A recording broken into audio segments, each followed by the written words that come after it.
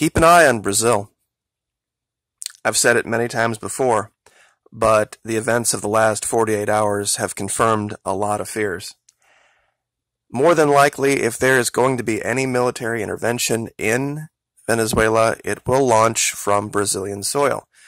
Regardless of the protestations of the vice president of Brazil, the president of Brazil would not refute that today in the Rose Garden. Yesterday, he arrived in the United States. Last night, he had an interview with Miss Virginia 1995, Shannon Bream, on Fox News. And then this morning, first thing, visited Langley. Before visiting the White House, he went to CIA headquarters. That should tell you all you need to know. Then, of course, meeting with the current administration, and then the press conference where it was revealed, surprisingly, that Brazil will be joining the OECD, the Organization for Economic Cooperation and Development, a very exclusive club. Only 50 members, and only the fourth in this hemisphere, behind Chile, Canada, and Mexico, and ourselves. So I guess they would be fifth, technically. At one time, Brazil was referred to as the United States of Brazil. In fact, if I can find the picture, I believe this at one time was their flag.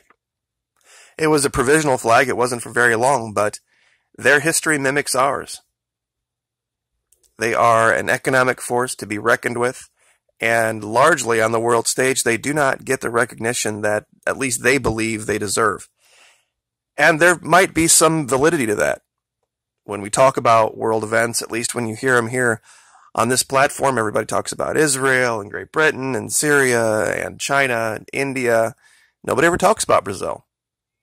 They aren't a warmongering, or at least historically have not been a warmongering country. They haven't threatened their neighbors. They've developed economically and are quite wealthy. But I think we're going to see a change now with the new leadership. And their first order of business, more than likely, is going to be their neighbor to the north, Venezuela, unfortunately. The leader of Brazil is an interesting man. He comes from a very small group of people in South America. We know our political system to be populated by both the left and the right. They're really just one group of people right now, pretending to be two, but they do at least pretend to espouse different values. In South America, it's very different. Mr. Bolsonaro comes from the actual right. And, oh, gosh darn it. Hold on. I got the wrong picture again. Let me see if I can find it here. Wait a minute. It's so confusing, all the different pictures. They're so close. Here it is. Yeah.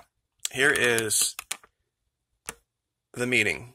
And if you look into what this guy has done on the left, just in the first year or so of his administration, he is absolutely off the edge mentally. I'm not even going to show a video that he shared during Carnival. He was sharing it in order to protest it, but other videos that he has done raise great questions about this man's personal life, his morality, and what he really believes, and I will leave it at that.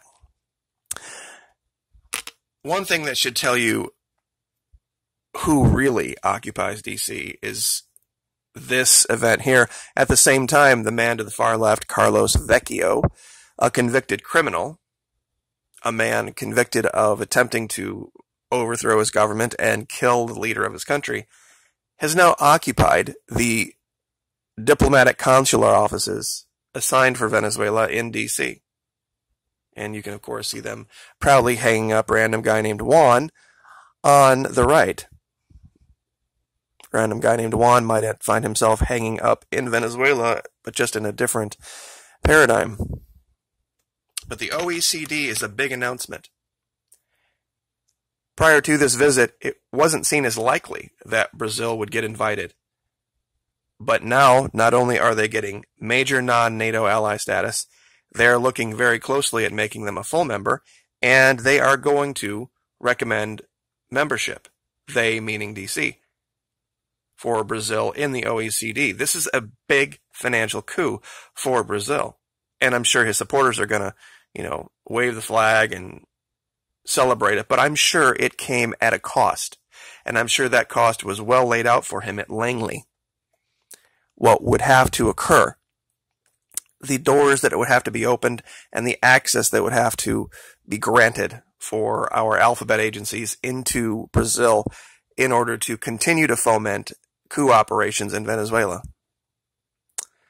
Real quick, just as an informational, current membership of the OECD is as follows: Australia, Austria, Belgium, Canada, Chile, Czech Republic, Denmark, Estonia, Finland, France, Germany, Greece, Hungary, Iceland, Ireland, Israel, Italy, Japan, Korea. That's interesting. Just Korea, not North or South. Latvia, Lithuania, Luxembourg, Mexico, Netherlands, New Zealand, Norway, Poland, Portugal, the Slovak Republic, Slovenia, Spain, Sweden, Switzerland, Turkey, the UK, and the US. So it is an incredibly exclusive club. And Brazil all of a sudden gets membership. In the last part of the video here, I'm just going to show images of this place called Brasilia. It's the capital of Brazil. And it's a spooky city. It's right on par with Astana in Kazakhstan. And for those of you who don't know what that is, just look up the pictures.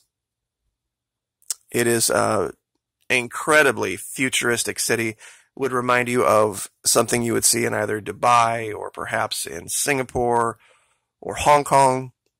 Some of the most amazing futuristic megacity architecture. But this all is just evidence that there is a new paradigm coming. There is a new shifting of power that is happening in our world, and places like Venezuela are seen as antithetical to that.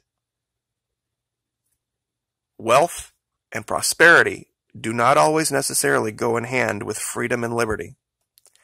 For those of you that are on board for the states' rights things, understand what you're signing up for. You'll be vilified, you will be castigated, you will be made fun of, especially with the upcoming election cycle. There's going to be a movement that says anybody but Trump. ABT. In fact, if you were smart, you would probably get that domain on the web, because that's going to be their undoing. This is how Bolsonaro came to power in Brazil, because he had one group of people all behind him, and then everybody who wasn't him divided themselves up into 4 or 5 or 6 groups. And this is exactly what we're seeing happen right now in our country. There's going to be a whole bunch of people that are going to want to run for president thinking that they are, by name, the solution to our problems. And they're going to divvy up all the vote on the other side. It's a classic move. And in the Rose Garden today, the president pretty much assured he was going to be getting 4 more years. And while I don't agree with the man, and that's for moral reasons, not for any other, he's probably right at this point, because he's the only one representing his group of people, and everybody else, even though they may be the majority, are going to split themselves up into a whole bunch of different slivers of groups and lose. That's why states' rights is always the answer here, so that we can have 50 different leaders with 50 different ideas. It works in South America. They have, what, 10, 12 countries down there? They're not all one united continent, and they're perfectly fine. Africa has its problems, but Africa would have its problems regardless of whether they were 50 states or one African Union. This is exactly what Brexit is about. They're trying to turn Europe into basically the United States. Trying to take all of those countries and all of those nations and make them one big, giant conglomeration of one unit. The only place you see this is China, and that's a communist country. Many people don't know that just the Qin dynasty are the ones that just happened to be the winners at the end. There were 7 or 8 groups vying for control of that region. But, of course, when you have one group that just comes to power and drops the hammer, like we have in D.C. with the Republican Democrat Party, they're all one, the RNC, this is how they operate. This is what they do. And they try to shame you using psyops like, well, divided we fall, united we stand. If that were the case, then I suppose the people that came to this country probably should have just stayed under the crown of England and stayed united with the crown. That doesn't work there, does it? This is the art of psychological operation. The art of psychological manipulation is taking certain paradigms and applying them to one side, but not to the other, hoping that people aren't going to use logic.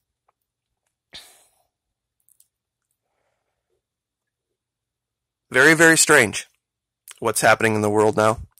To watch things go down completely outside of the mainstream consciousness. All of these stars have representation. Believe it or not, one of them actually represents Antarctica, Octanus. But that's another video for another day. You guys have a great week. Like, share, subscribe. We'll see you next time.